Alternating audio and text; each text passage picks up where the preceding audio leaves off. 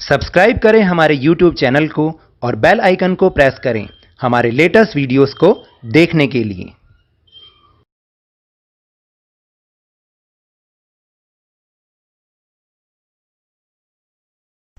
Hello and welcome to Lavneesh sir की class. आज की ये शिक्षा निदेशालय राष्ट्रीय राजधानी क्षेत्र दिल्ली की वर्कशीट नंबर 25 जो कि कक्षा 8वीं के विद्यार्थियों के लिए है। यह ली गई है हिंदी विषय से और जिसमें हम समझ रहे हैं पाठ अकबरी लोटा को। तो आपको तो याद है कि पिछली 2 या 3 वर्कशीट से हम इस पाठ को समझ रहे हैं और अभी तक की कहानी में हमने ये समझा था कि जो लाला झाऊलाल थे वो बहुत ही कंजूस थे। एक दिन उनकी पत्नी ने उनसे 250 रुपये मांगे तो उन्होंने बड़े ही गुरूर के साथ कह दिया कि 1 हफ्ते में मेरे से ले लेना। अब हफ्ते का 7वां दिन आ गया था और पैसों का इंतजाम हुआ ना था। बस इसी सोच विचार में वो छत पर टहल रहे थे। अचानक उन्होंने नौकर को आवाज़ दी और उससे पानी मांगा तो नौकर तो था नहीं, तो उनकी पत्नी ग्लास ले आई। अब आगे क्या होता है ये हम समझते हैं आज के इस भाग में। तो चलिए शुरुआत करते हैं मेरे साथ और समझने की कोशिश करते हैं। वह पानी तो जरूर लाई पर ग्लास लाना भूल गई थी। केवल लोटे में पानी लिए वह प्रकट हुई। फिर लोटा भी संयोग से वह जो अपनी बेढंगी सूरत के कारण लाला झाऊलाल को सदा से नापसंद था तो नया, 1-2 साल का ही बना, पर कुछ ऐसी गढ़न उस लोटे की थी कि उसका बाप डमरू और मां चिलम रही हो।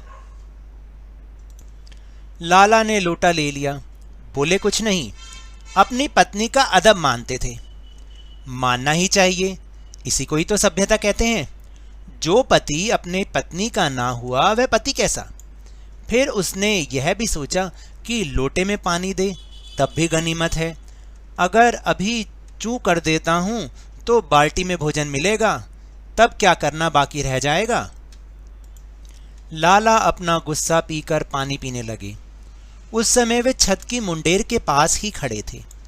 जिन बुजुर्गों ने पानी पीने के संबंध में यह नियम बनाए थे कि खड़े खड़े पानी ना पियो, सोते समय पानी ना पियो, दौड़ने के बाद पानी ना पियो, उन्होंने पता नहीं कभी यह नियम भी बनाया या नहीं कि छत की मुंडेर के पास खड़े होकर पानी ना पियो।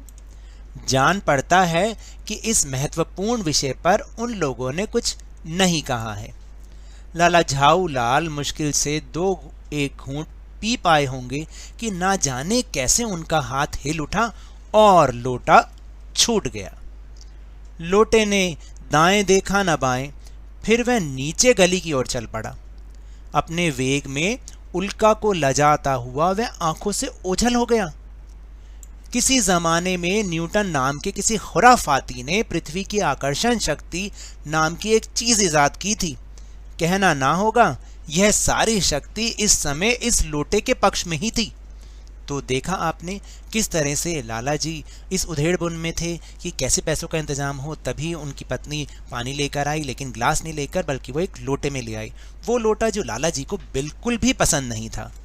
फिर लाला जी ने चुपचाप उस लोटे से पानी पी लिया, क्योंकि उन्हें लगता था कि अगर ज़्यादा चूचपड़ करी ना तो पता चला कि आगे से लोटे में पानी ना मिलके या भोजन बाल्टी में मिलेगा या ऐसा ही कुछ हो जाएगा।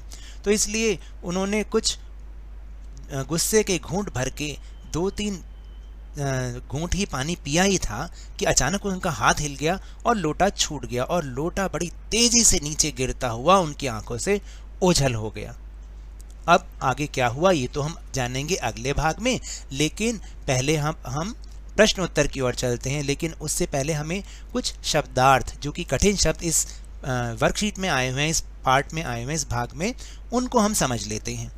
तो देखिए शब्दार्थ क्या है। अदब, अदब का मतलब है लिहाज। गढ़न, गढ़न का मतलब है बनावट। ओझल मतलब गायब। खुराफाती मतलब शरारती और ईजाद मतलब खोज। तो चलिए अब हम चलते हैं अपने प्रश्नोत्तर की ओर। तो पहला प्रश्न है कि लाला झाऊलाल ने लोटा पसंद ना होते हुए भी पत्नी से क्यों ले लिया। तो इसका उत्तर है कि लाला झाऊलाल ने चुपचाप लोटा ले लिया क्योंकि वे अपनी पत्नी का अदब मानते थे और उस समय वे चिंताग्रस्त भी थे कि अगर मना किया तो इससे भी खराब बर्तन में पानी भोजन मिल सकता है। फिर दूसरा प्रश्न है कि आपके विचार से बुजुर्गों ने पानी पीने के संबंध में क्या क्या नियम बनाए हैं। तो देखिए, उन्होंने नियम क्या बनाए कि खड़े खड़े पानी नहीं पीना चाहिए, सोते समय पानी नहीं पीना चाहिए और दौड़ने के बाद पानी नहीं पीना चाहिए। फिर प्रश्न नंबर 3 है कि आप न्यूटन के नियमों के विषय में क्या जानते हैं, लिखिए। तो देखिए, न्यूटन जो थे वो एक भौतिक विज्ञानी और गणितज्ञ थे। इन्होंने ही गुरुत्वाकर्षण के बारे में दुनिया को बताया था। न्यूटन ने गति के 3 नियम दिए हैं जो इस प्रकार हैं।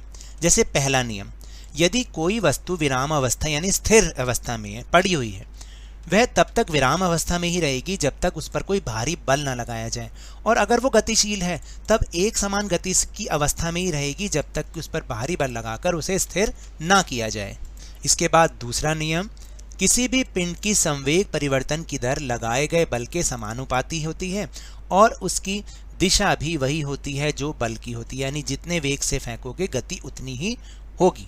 और तृतीय नियम है कि प्रत्येक क्रिया की सदैव बराबर एवं विपरीत दिशा में प्रतिक्रिया होती है।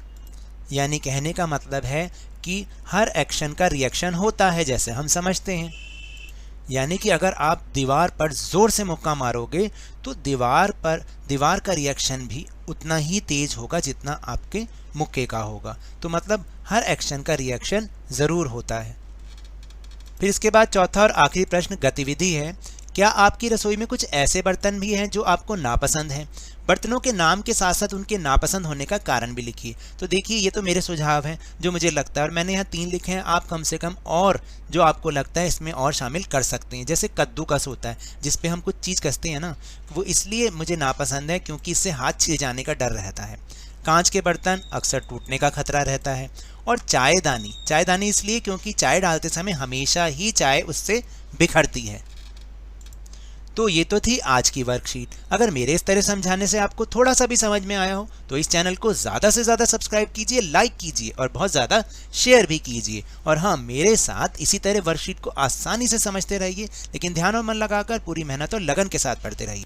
और अगर आपको कोरोना वायरस को हराना है ना, तो मास्क जरूर पहन के रखिए, क्योंकि जब तक दवाई नहीं तब तक कोई ढिलाई नहीं। धन्यवाद।